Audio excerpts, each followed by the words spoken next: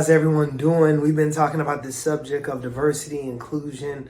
We've been talking about equity, equality, right? And for those that don't know those terms, let me just identify what those terms are. Diversity just simply means diversity or variations of types, right? In investments, what do? We diversify. And what that does is it causes you to have the security not to put your eggs in one basket as it pertains to your investments. So it is in the marketplace.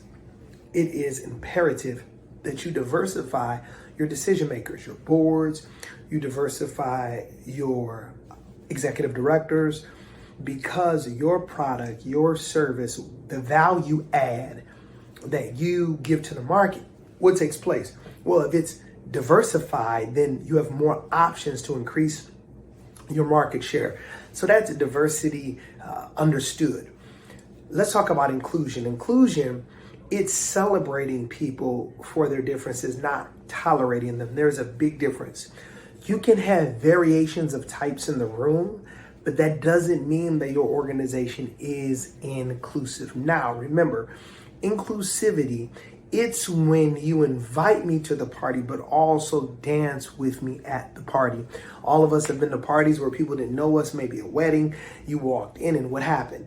When someone came up to you and said, "Hi, my name is," that causes you to feel comfort that you're not just looked past, right? But that you add value. So inclusion sometimes can be confused with diversity.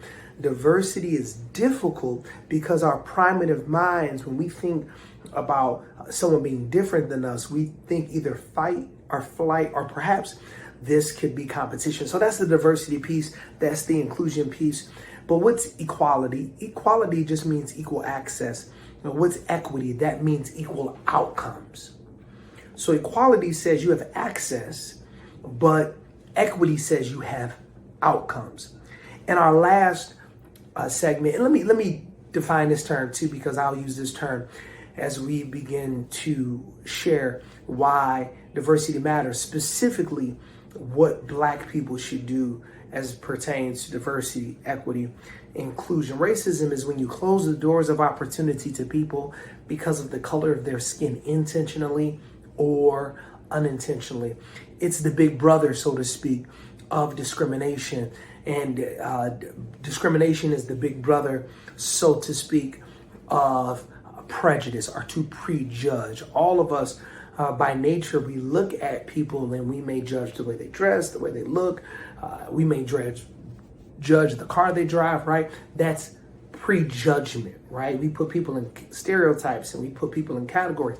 That's prejudgment. Well, we know that discrimination is different. Discrimination is when you say, based on that prejudgment, you have an action, right? But racism is different. Racism is when you close doors of opportunity because of people's skin color intentionally. Now, and here's the main piece, unintentionally. So Black people, what should we do about diversity, inclusion, equity? What should we do about the terms of racism as I've just described? In the last segment, I talked about how whom much is given, much is required. When you are white, you have much given to you as the dominant culture. So there's much required of you in terms of being intentional to make sure that people that are of color have access and also outcomes to the same type of resources that you have. Now, as a Black man, this is not an easy subject, and I'm 4 minutes in, and I'm glad I've gotten this far in 4 minutes. One of the greatest blessings and benefits my mother gave me, she never told me I was Black in an all-white context. Now, some people may say, what? She never gave me the mindset that I was a victim because I was Black. But I've also believed that I'm a victor. I believe that the same doors of opportunity that were closed to Black people in our country as it pertains to voting, as it pertains to purchasing property, as it pertains to the slave codes, and we can go on and on and on to the doors of opportunity that were closed. I believe those same doors of opportunity can be open. Now, you may listen to this, you may say, okay, I'm a Black American. What should I do? I would strongly encourage you to begin to have conversations with people that are in power about your competency. Not your skin color, but your competency. So for example, I live in Detroit, Ford, Chrysler, GM. If you are competent, but you've not been promoted, you need to speak truth to power. And I know that's scary because I've been in positions of authority where I was the only black one and I felt like I would lose my social position. I didn't feel equipped, right, to be able to go to those in power and say, this doesn't make sense.